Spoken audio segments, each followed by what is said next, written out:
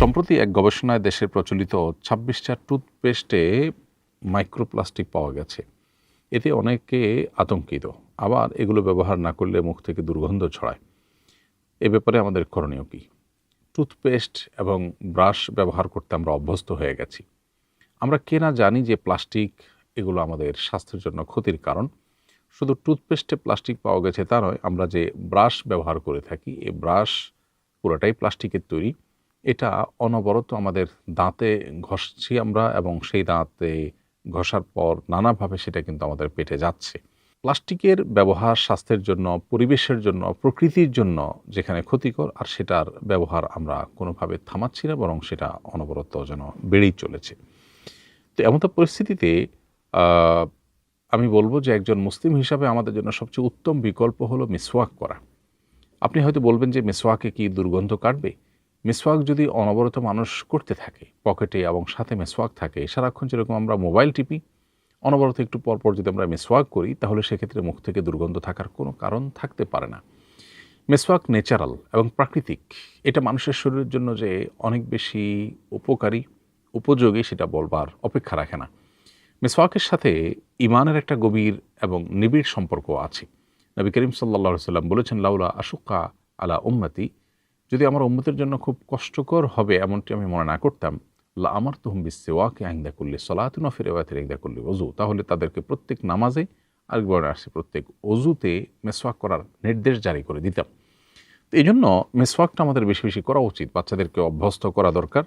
আমরা যদি মেসওয়াক নিয়মিত করি, ৫ ওয়াক্ত নামাজে যদি ৫ বার আমরা মেসওয়াক করি, এরপরে নবী করিম সাল্লাল্লাহু আলাইহি ওয়াসাল্লাম আরও যে সমস্ত সময়গুলোতে মেসওয়াক করতেন, যেমন বাসায় প্রবেশের সময়, খাবারের আগে পরে, বিভিন্ন সময় যখন মেসওয়াক ব্যবহার করতেন তিনি, সেগুলোকে অনুসরণ করে যদি আমরা মেসওয়াক করি, তাহলে সেক্ষেত্রে মুখে দুর্গন্ধ থাকার কোনো কারণ থাকতে পারে না। এজন্য আসুন মেসওয়াকে অভ্যস্ত হই, পকেটে মেসওয়াক রাখি এবং বাসাবাড়িতে মেসওয়াক রাখি। কোনো কারণে ব্রাশ করতে হলেও অবশ্যই আমরা হেলদি টুথপেস্ট ব্যবহার করার চেষ্টা করব। টুথপেস্টের মধ্যে আবার শুধু মাইক্রোপ্লাস্টিকই নয়, এর বাইরে আরও বিভিন্ন ইস্যু রয়েছে, যেগুলো একটু ঘাঁটাঘাঁটি করলে, একটু গবেষণা করলে দেখা যায় যেগুলো আমাদের স্পিরিচুয়াল বা আধ্যাত্মিক ক্ষতিরও কারণ হয়ে থাকে। এজন্য মেসওয়াকই হলো আমাদের জন্য সর্বোত্তম বিকল্প। টুথপেস্ট ব্যবহার করতে হলে সবচেয়ে উপকারী এবং আমাদের জন্য কোনো প্রকার ক্ষতিকর নয়, এরকম জিনিসগুলোকে, এরকম টুথপেস্ট এবং ব্রাশ যথাসম্ভব বেছে সেটা ব্যবহার করা দরকার। আর ধীরে ধীরে মেসওয়াকে অভ্যাস আমাদের বাড়ানো দরকার। সম্প্রতি গাজীপুরে একজন ইমামকে পরস্ত্রী সহ আবাসিক হোটেল থেকে আটক করা হয়। এ ধরনের ঘটনার কারণে আলেমদের উপর থেকে মানুষের আস্থা উঠে যাচ্ছে। এ ব্যাপারে আলেমদের উদ্দেশ্যে আপনার বার্তা কী?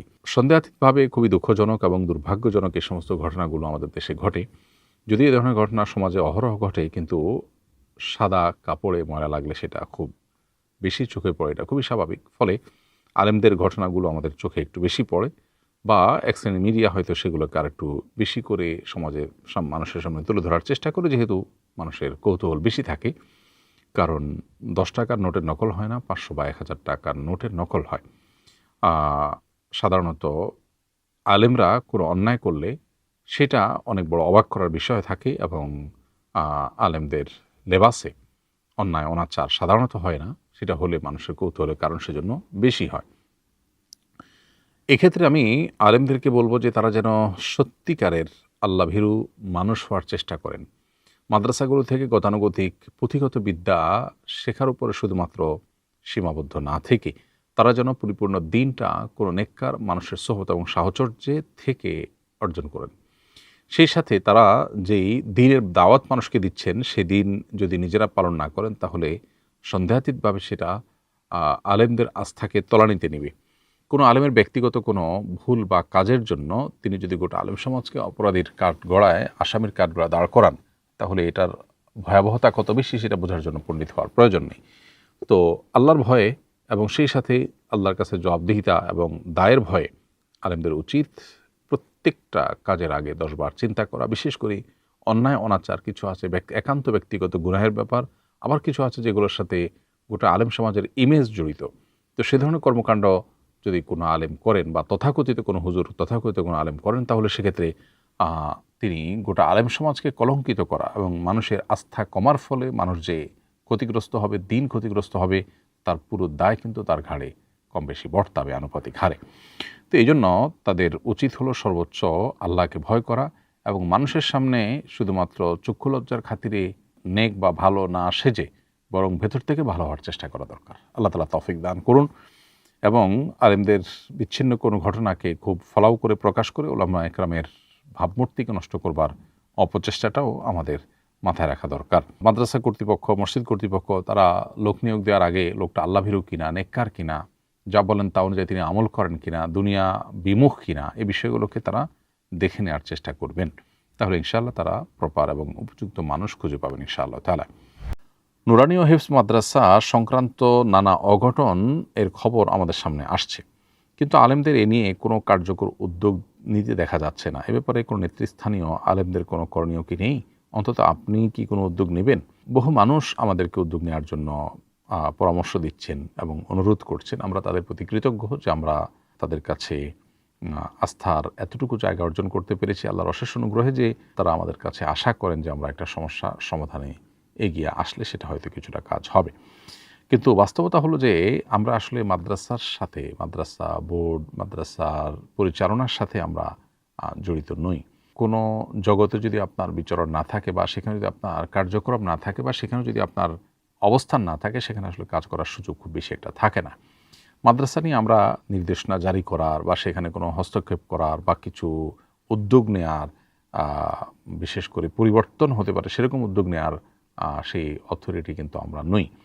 এরপরেও আপনারা অনেকে দেখেছেন যে আমরা সোশ্যাল মিডিয়াতে জানিয়েছি যে আমরা দেশের শীর্ষস্থানীয় 30 জন আলেম যারা নেতৃস্থানীয় এবং মাদ্রাসা পরিচালনার সাথে, মাদ্রাসার বোর্ড পরিচালনার সাথে জড়িত, তাদেরকে আমরা একটা চিঠি দিয়েছি কয়েক পৃষ্ঠার। সেই চিঠিতে 6টি প্রস্তাবনা পেশ করেছি, যেগুলো বাস্তবায়ন করলে আমাদের বিশ্বাস যে মাদ্রাসার যে সমস্ত ঘটনা আমরা শুনতে পাই, শিশুদের প্রতি বিশেষ করে প্রহার করা বা বিভিন্ন রকমের অনাচারের সংবাদ আমরা শুনতে পাই, যদিও মাদ্রাসার হাজার হাজার মাদ্রাসার তুলনায় ঘটনা হয়তো বড়জোর আমরা গত 2-4-6 মাস মিলে হয়তো আমরা হয়তো 20-40-50-100টা ঘটনা আমরা হয়তো দেখেছি।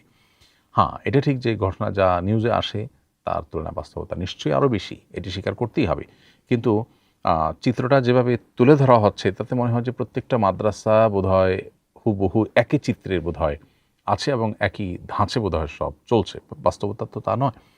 যাই হোক, তবে সমস্যা যে আছে এবং সেটা দিন দিন প্রকট হচ্ছে সেটি বলার অপেক্ষা রাখেন এবং সেটাকে স্বীকার করতেই হবে। তো আমরা 6টি প্রস্তাবনা দেশের শীর্ষস্থানীয় উলামা ইকরাম যারা মাদ্রাসা পরিচালনার সাথে জড়িত তাদের কাছে আমরা পাঠিয়েছি এবং সোশ্যাল মিডিয়াতে বিষয়টা দিয়েছি, যাতে করে বিভিন্ন জায়গায় মাদ্রাসা পরিচালনার সাথে যারা জড়িত তারা স্বেচ্ছায় এই প্রস্তাবনাগুলো আমল নিতে পারেন।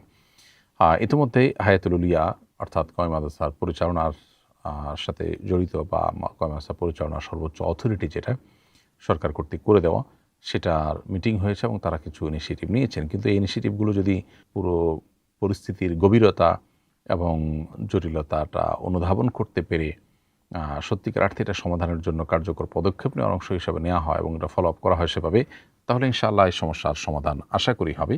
আমরা দোয়া করি আল্লাহ তাআলা আমাদের এই দুরবস্থা দূর করে দিন এবং দিনের দুর্গগুলোকে আল্লাহ তাআলা হেফাজত করুন এবং সেগুলোর সমস্ত অনাচার থেকে আল্লাহ তাআলা সেগুলোকে রক্ষা করুন।